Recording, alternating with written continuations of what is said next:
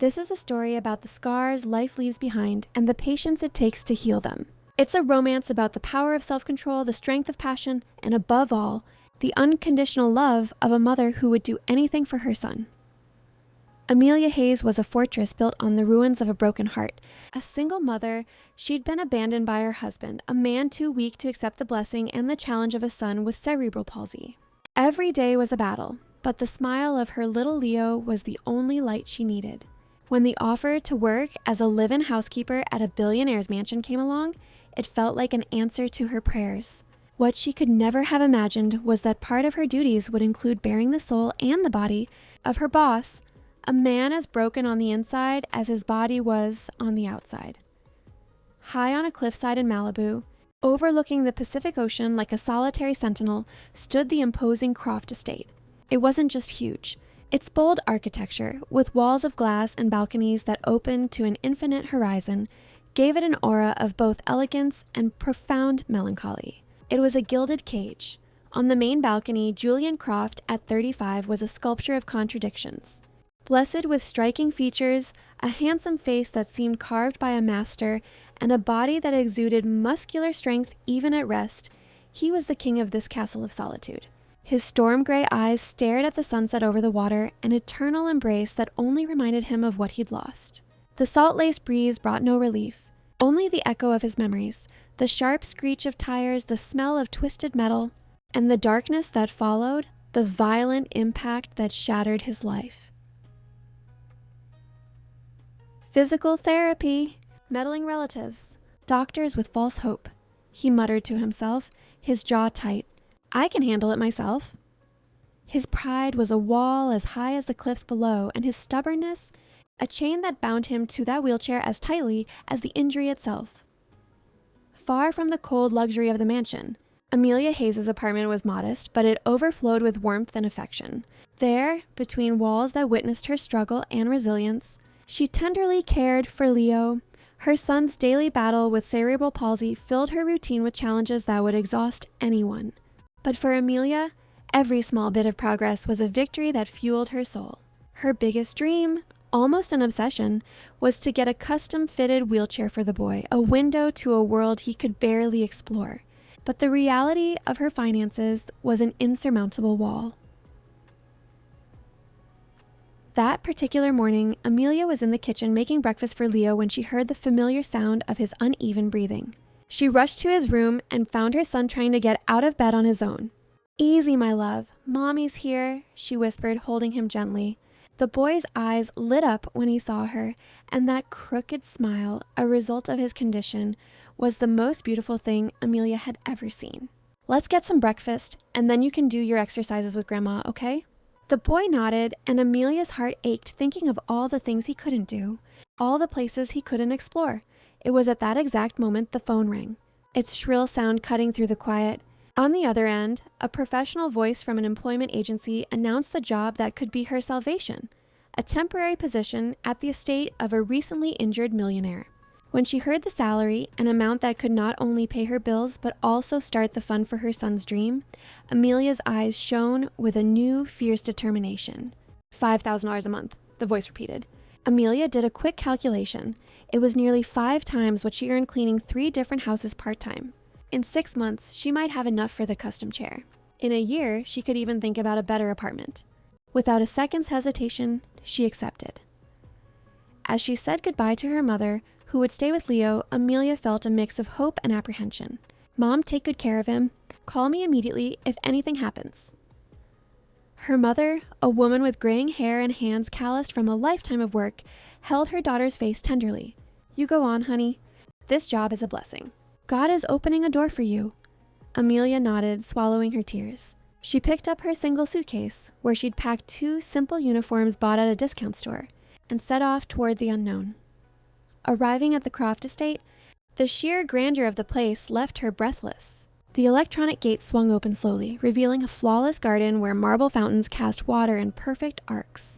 The main entrance had columns that seemed to touch the sky, and the solid wood doors were decorated with carvings Amelia had only ever seen in magazines. She was greeted by the discreet and efficient Mr. Peterson, the house manager, whose neutral expression revealed nothing.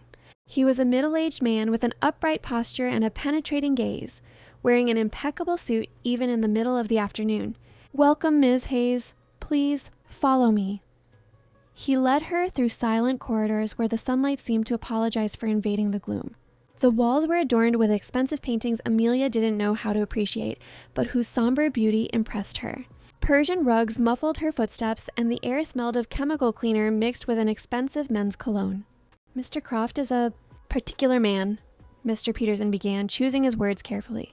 "He values his privacy above all else. He does not like to be treated as an invalid. He does not accept pity, and he absolutely does not tolerate mistakes." Amelia swallowed hard, but kept her head high. "I understand, Mr. Peterson."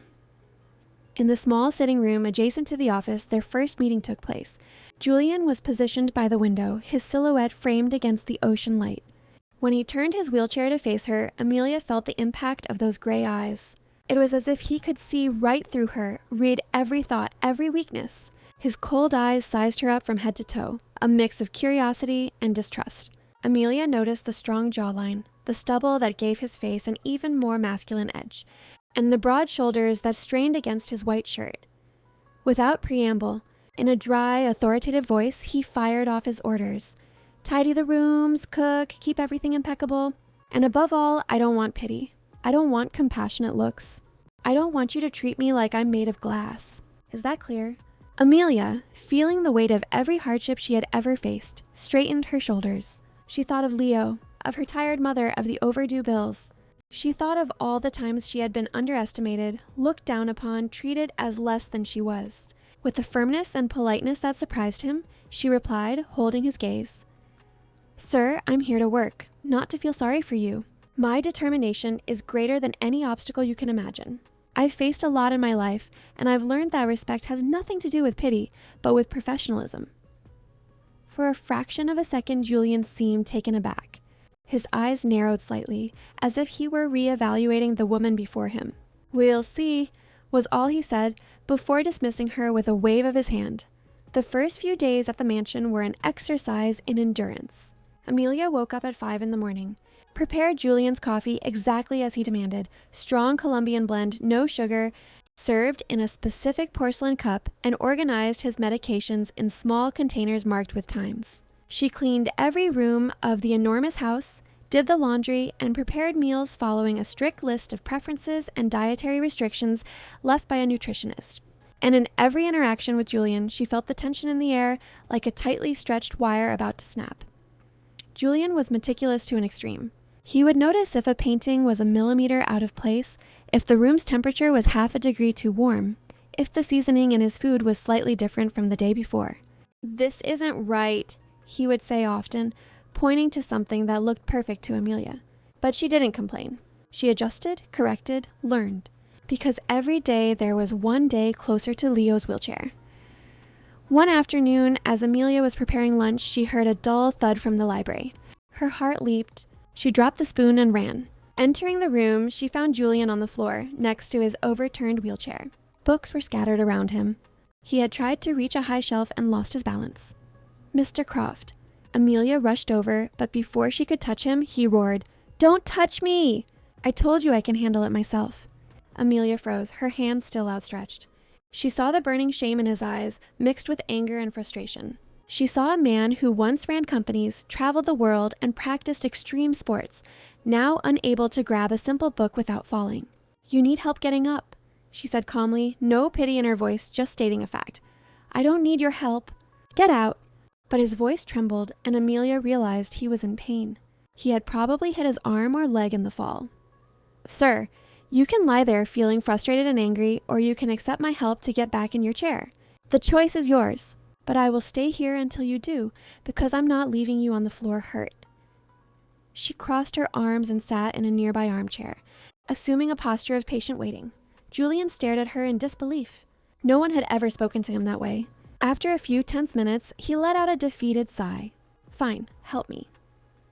Amelia knelt beside him, righted the chair, and with a surprising strength in her small frame, helped him sit back down. She adjusted the footrest, checked if he was comfortable. "Did you hurt anything?"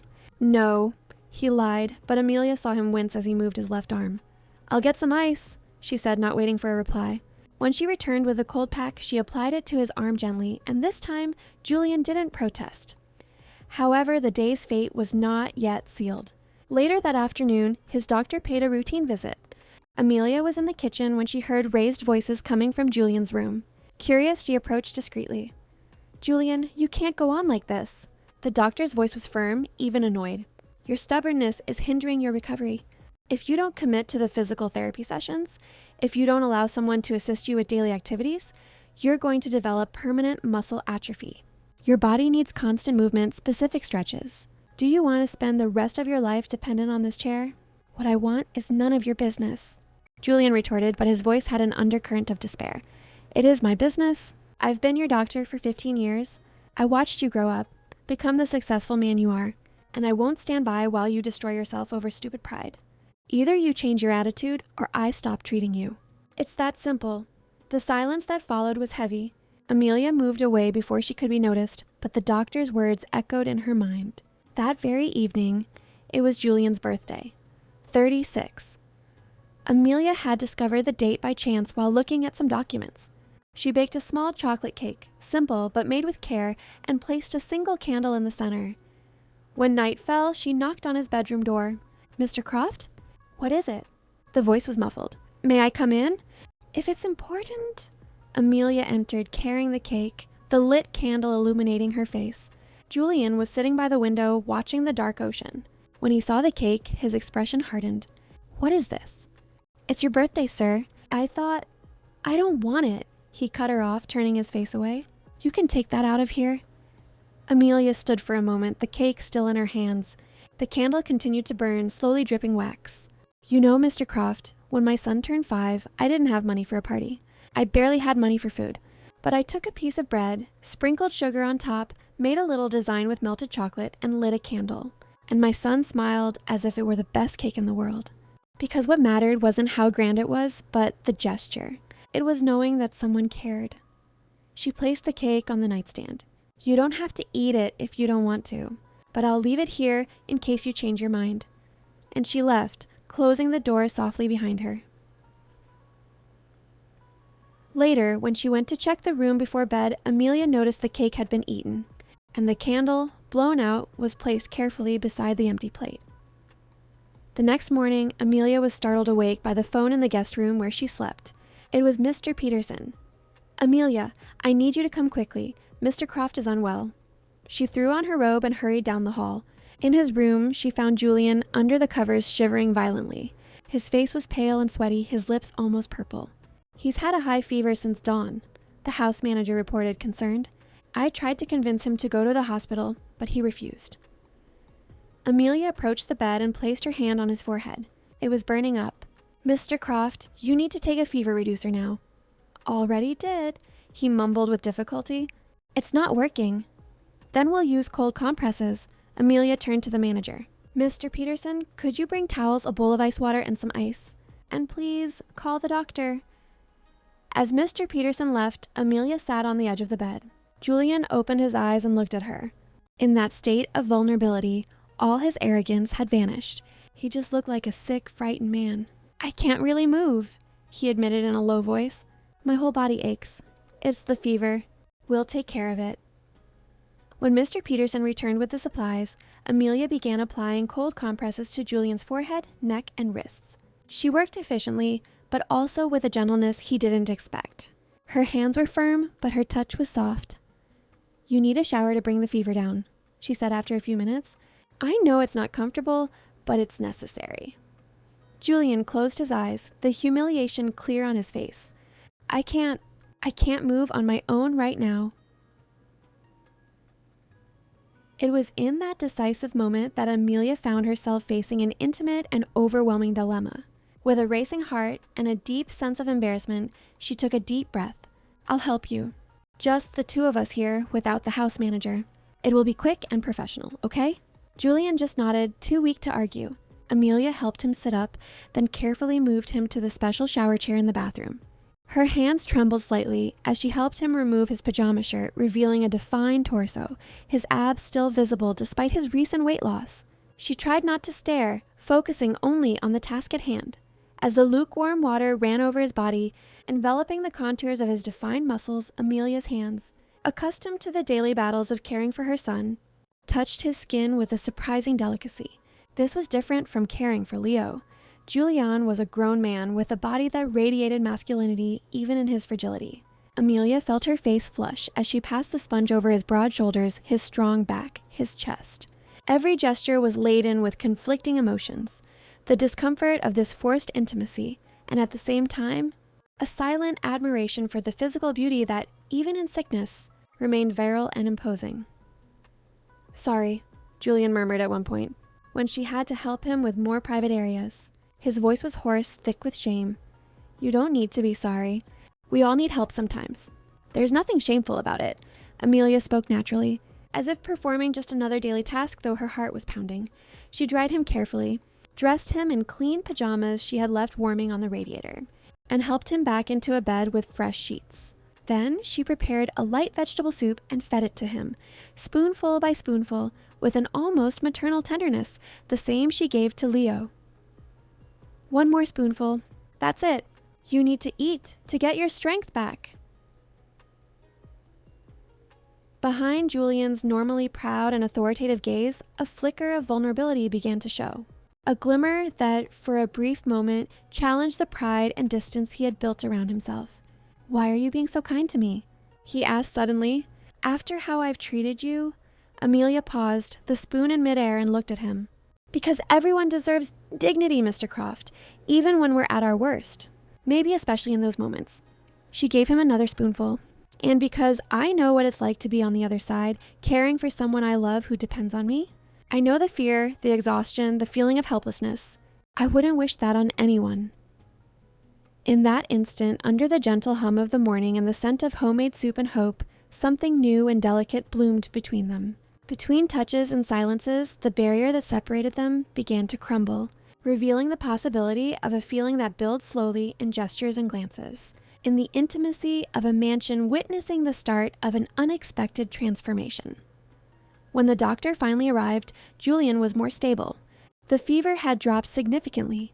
Dr. Miller examined his patient and then turned to Amelia with a nod of approval. "You did an excellent job. Without that immediate care, he could have had serious complications." In the days that followed, something in the dynamic between Julian and Amelia shifted. He was still demanding, still had his difficult temperament, but there was a new softness in his eyes when he looked at her. And Amelia, in turn, began to see beyond the rude man in the wheelchair. She began to see a frightened human being, trying to cope with a devastating loss of autonomy and identity.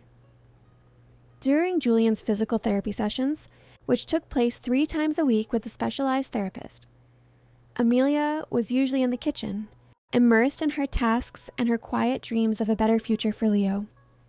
She used those moments of relative calm to call her mother and check on her son. "Mom, did he eat well? Did he take all his medicine? Did he do the exercises the therapist taught him?" As the aroma of sautéing garlic filled the air on one of these quiet afternoons, the phone rang with an urgency that froze her blood. She answered casually, expecting her mother with the routine update. But the trembling, desperate voice that exploded through the line paralyzed her. "Honey, it's Leo. He's having severe seizures with vomiting. The convulsions won't stop. It's the 3rd one in less than an hour. I don't know what to do. He's turning blue. Hurry, for the love of God." In an instant, Amelia's world shrank to that phone call. Time froze, her son, her Leo, seizing, forgetting where she was, her job, everything. She tore off her apron, grabbed her purse, and still in her uniform fled the mansion, her heart hammering in her chest, her mind racing with terror for her son's health. She didn't even think to tell Julian or Mr. Peterson. She just ran. She caught the first bus that passed, then another, then a taxi with the little cash she had, begging the driver to go faster, faster. When she arrived home, she found a horrifying scene. Leo was lying on the couch, pale, his lips purple, still trembling slightly. Her mother was crying, holding her grandson's hand. "Thank God you're here." The neighbor, who's a nurse, came over and said, "You need to get him to the hospital now." Amelia scooped her son into her arms, so light, so fragile, and ran into the street. A neighbor offered to drive them. At the public hospital, the wait was agonizing. 3 hours in the emergency room line, with Leo drifting in and out of small seizures until finally a doctor saw him. He needs to be admitted for observation. His condition is serious, the doctor said with the gravity the situation demanded. Amelia spent the entire night at the hospital, beside Leo's gurney in the overcrowded hallway, holding his small hand, softly singing the songs he loved, praying he would be okay. At 7 in the morning, when Leo finally fell into a deep sleep stabilized by medication, Amelia remembered the mansion, her job. Her heart sank. She had left without a word, without any explanation. The next day, exhausted after a night of vigil at the hospital and having left her father to watch over Leo, Amelia returned to the Croft estate with a heavy heart. She walked into a tense atmosphere, charged with hostile electricity. Julian was waiting for her at the main entrance, his iron gaze seemingly even harder than before. Jaws clenched, arms crossed over his chest. Mr. Peterson stood in the background, a look of concern on his face. In a voice as cold as the marble beneath her feet, Julian delivered his sentence without preamble. "You're fired." Amelia felt her world crumble. "Mr. Croft, please, I can explain." "There's nothing to explain. You abandoned your post without any notice. You left food on the stove." The physical therapist arrived, and there was no one to open the door for him. "I had to drag myself to the entrance to let him in." "This is unacceptable." His voice was laced with anger, but there was something else there. Hurt, concern disguised as fury. "I know I failed, but get your things and leave," he commanded, turning his wheelchair sharply. It was at that exact moment that the sound of high heels echoed down the marble hallway. A stunning blonde woman entered as if she owned the place, her movements full of arrogant confidence. She wore a tight red dress that highlighted every curve, expensive jewels glittering at her neck and wrists. Victoria. Amelia recognized her immediately as the woman from the credit card incident. Without so much as a knock or a word, she swept past Amelia as if she were invisible, went straight to Julian's room, and shut the door with a firm slam that reverberated through the walls. The sound of that door echoed like a final judgment. Overcome by a crushing sense of injustice and despair, Amelia couldn't hold back her tears. The exhaustion from the night at the hospital, the fear for Leo, the frustration of losing the one job that was her only hope of improving her son's life, it all came crashing down on her at once. Running to the service bathroom, she locked herself in and tried in vain to muffle the sobs that racked her body. The discreet Mr. Peterson, who had witnessed the scene with growing unease, approached the door and knocked gently. "Miss Amelia?" She opened the door, her face streaked with tears, her eyes red and swollen. "What happened, my dear?" he asked with unexpected kindness, handing her a clean handkerchief. Between ragged sobs, Amelia poured her heart out. "Yesterday, my son, he has special needs. He had a terrible episode. Seizures one after another. He wouldn't stop convulsing. He was turning blue. I thought I was going to lose him, Mr. Peterson. I thought my son was going to die. And I forgot everything. I forgot I was at work. I forgot to call. I could only think about getting to him. He was in the hospital all night. My father is still there with him. And now I've lost my job and I won't be able to buy his wheelchair. I don't know what I'm going to do." The house manager listened in silence, his serious expression gradually softening. He asked in a quiet voice, "And did you tell Mr. Croft your side of the story?" She shook her head, wiping her tears with a handkerchief. "He didn't even let me speak. And then that woman walked into his room and locked the door, and I can't compete with that. Look at her and look at me." "That woman," Mr. Peterson said with a hint of disdain, "only shows up when she wants something. Money, usually. Mr. Croft is vulnerable right now. She knows it, and she's taking advantage." He placed a fatherly hand on Amelia's shoulder. "Tell him the truth. Give him your side. He is a fair man, despite his difficult temper, but he needs to know what really happened." Meanwhile, in the luxurious master bedroom, the tension was of a completely different nature. Victoria had thrown herself at Julian the moment the door closed. She kissed him urgently, her hands roaming over his body. "Oh, Julian, I've missed you so much. That fight we had was so silly." Her fingers toyed with the buttons of his shirt. Julian returned the kisses mechanically, almost automatically, but his mind was elsewhere. He was thinking about Amelia running out of the house. He was wondering what could have happened to make her act so out of character. The Amelia he knew was responsible, dedicated, careful.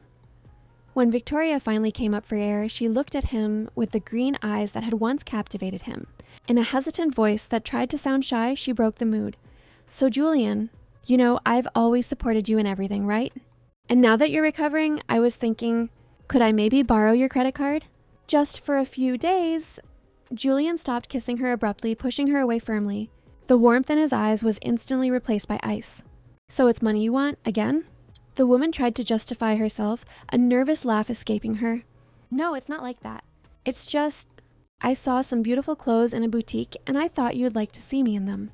You always liked it when I dressed up for you. And my card is maxed out and get out, he cut her off, his voice thick with disgust. Get out of my sight. Now, I never want to see you near me again. Julian, you can't be serious. After everything we've been through. Everything we've been through? He let out a bitter laugh. You visited me once after the accident. A single time. And it was to ask for money. When I needed someone the most, you vanished. And now you show up here, throwing yourself at me just because you want my money? You sicken me. Get out of my house before I have security escort you out. The sharp words brought tears of anger and humiliation to Victoria's eyes. Furious, she grabbed her expensive handbag, flipped her hair back in a dramatic gesture, and marched toward the door. She stomped down the stairs, passing Mr. Peterson and Amelia, who was still in the kitchen.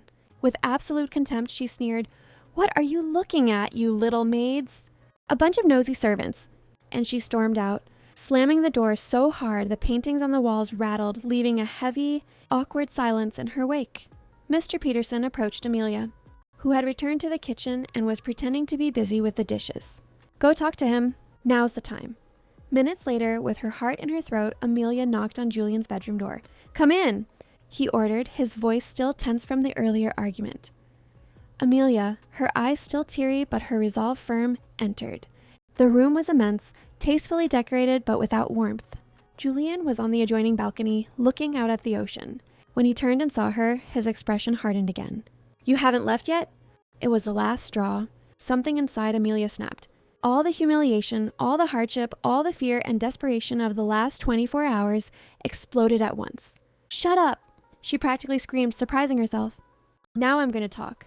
You think just because you're in a wheelchair you have the right to humiliate everyone? You think you're the only one who suffers? That you're the only one with problems? You think your life is hard? Let me tell you what a hard life is." Julian was speechless. Never in his entire life had anyone spoken to him that way. "I know you're miserable," Amelia continued, the words pouring out of her. "I know you lost something important and you're afraid you'll never get it back. But you listen to me, Mr. Billionaire. I have countless problems too. My ex-husband abandoned me because he wasn't brave enough to be the father of a special needs child. He left me alone, 8 months pregnant, when he found out the baby had cerebral palsy. He vanished, just disappeared as if we never existed." Tears streamed freely down her face now, but she didn't wipe them away. "My son with cerebral palsy needs care 24 hours a day. He can't eat by himself, he can't bathe himself, he can't even communicate properly. And I'm saving every single penny from my miserable salary to buy him a damn custom wheelchair. Because that's what a mother does. We sacrifice, we suffer in silence, we work until we drop. Amelia, I'm not finished. I live in a house that isn't even fully built. There's mold on the walls. The bathroom ceiling leaks when it rains. But it's what I can afford. I take 3 crowded buses every day, leave my house at 5 in the morning, and get back at 10 at night. Just to come here and take care of you, put up with your bad mood, your impossible demands, and in the end, I get fired because I dare to have an emergency? Let me explain. No. Now I'm going to explain what happened yesterday. My son had a seizure so bad I thought I was going to lose him. He convulsed 3 times in an hour. He turned blue. He stopped breathing. And I was here far away from him, making food for you. When my mother called me, hysterical, saying she thought he was going to die, I didn't even think. I just ran, because he is my life. He is everything I have. And I would rather lose 1,000 jobs than lose my son. Julian tried to move closer, but she held up a hand, stopping him. He doesn't have health insurance. I depend on a broken public system where you wait hours to be seen. My son was admitted to a gurney in the hospital hallway because there were no beds available. I spent the whole night watching over him, afraid every breath would be his last. And you have the audacity to fire me without even letting me explain? Amelia, please. You think your life is hard? Then trade places with me for one day. Live in my shoes, in my reality. Watch your child fight to survive every single day. Feel the desperation of not having money for proper treatment. Deal with the pitying stares from people on the street with the doors that slam in your face because you have a disabled child. And then you can come and tell me your life is hard." The silence that followed was so thick it seemed to fill the entire room. Julian was pale, his eyes wide, utterly speechless. Amelia took a deep breath, wiping her tears with the back of her hand. "Don't let this problem, which could be temporary if you committed to your recovery, turn you into this horrible man you're becoming. You have money, you have doctors, you have a physical therapist, you have everything you need to get better. My son will never fully recover. His cerebral palsy is permanent. But you know what he does every day? He smiles. Despite everything, he wakes up and smiles at me, because he chooses to be happy with what he has." She turned to leave, but before opening the door, she looked at Julian one last time. "I am leaving, yes, but with my head held high. I did nothing wrong except love my son above all else. And for my son, I would give my life. That's what real love does. It turns you into a warrior, and you need to decide what kind of warrior you want to be. The one who fights or the one who gives up." After her outburst, charged with pain and determination, Amelia turned her back and left, closing the door behind her, leaving a stunned and utterly silent Julian in her wake. Devastated, feeling she had burned her last bridge, Amelia sat at the kitchen table and buried her face in her hands. Mr. Peterson approached silently. "I heard everything from the hall." He must have heard it too. He placed a cup in front of her. "I'll make you some tea. Chamomile, to calm your nerves." As she drank the tea with trembling hands, she heard the distinctive sound of the elevator opening. Julian had installed a special elevator for his access to the different floors. In a completely unexpected move, Julian emerged from it. He had been crying, Amelia realized. His eyes were red, his face streaked with tears. Approaching her slowly, his voice now a mixture of shock, regret, and profound shame. He asked the house manager, "Mr. Peterson, could you give us a moment?" The manager nodded and discreetly withdrew to the garden. Alone in the kitchen, Julian maneuvered his chair to face Amelia. For a few seconds he couldn't speak, just looked at her. Finally, in a choked voice, he began, I didn't know. About your son. About your life. About everything. I was so obsessed with my own pain that I couldn't see yours." Amelia remained silent, her hands still wrapped around the teacup. "You're right about everything. I've become a horrible man, selfish, blind to the suffering around me." He ran a hand over his face. "When I had the accident, I didn't just lose the movement in my legs for a while. I lost my identity. I was Julian Croft who climbed mountains, who ran marathons, who went skydiving. Suddenly, I became Julian Croft who can't get up a single step. And it destroyed me inside. But you can get better," Amelia said softly. "The doctor said you could walk again if you do the right treatment." "I know, and I've been an idiot for not taking that chance. Meanwhile, your son," he stopped, too emotional to continue. You will keep working here. Please, not just because I need you, but because I want you to stay. I want a chance to make up for my horrible behavior. And," he hesitated, "and I want to help your son. I'm going to arrange for his custom wheelchair, and a health insurance plan, and whatever else he needs." Amelia looked up sharply, her eyes wide. "What? No, Mr. Croft, I can't accept." "Yes, you can. And you will. It's not charity. It's the right thing to do. It's the least I can do after how I treated you." He held out his hand to her. "Please, Amelia, give me a chance to be a better man." After a moment's hesitation, Amelia took his hand. And in that handshake, a new agreement was sealed. An agreement that went far beyond employer and employee. It was the beginning of something neither of them could yet name, but that was already growing, quiet and powerful between them. Later, as dusk fell, Amelia finished her chores. She tidied Julian's room, changed the sheets, arranged his medication. "Your room is clean and organized just how you like it. Do you need anything else before I go?" Julian was sitting by the window, contemplative. He hesitated a moment before speaking. "Amelia, can I ask you a personal question?" "Of course, sir. When a woman only seeks you out when she wants money, when she barely looks at you as a person, only sees what she can get, what does that mean?" Amelia came closer and sat in the nearby armchair with the serenity of one who has suffered greatly and learned from the pain. "It means she's interested in your money, not in you as a person. That she doesn't care about your dreams, your fears, your hopes. Only what you can give her." He let out a bitter sigh, his shoulders slumping. "My love life is a complete disaster. Since the accident, only women like that have shown up. Gold diggers. It seems like every woman I meet just wants to drain my assets. Like I'm just a bank account with legs. Or without legs, in this case." He tried to laugh at his own joke, but it came out as a humorless, bitter chuckle. Amelia looked him in the eyes with sincerity. But on the other hand, there are good women out there too. Women who value character, honesty, kindness. Who want a partner, not a sponsor. They do exist. I haven't found one, Julian retorted, almost incredulous, shaking his head. And believe me, I've met a lot of women in my life. Before the accident, after the accident, always the same thing. Greed, ambition, deceit. He looked down at his own hands. I think I'll just stick with loneliness. It's more honest. At least loneliness doesn't pretend to be something it's not. In that moment, as the golden light of sunset washed over the mansion through the enormous windows, a silence heavy with emotion hung in the air. Amelia wanted to tell him he was wrong, that one day he would find someone genuine. But the words stuck in her throat, because she felt something forming between them, something she couldn't name, that both frightened and drew her in. Both of them, with their pain and wounds exposed, realized in that moment that sometimes the most painful truth is the first step toward a change that can transform hardened hearts. And that maybe, just maybe, loneliness doesn't have to be the final destination for those who have suffered. Music swells, leading to an outro screen. Narrator.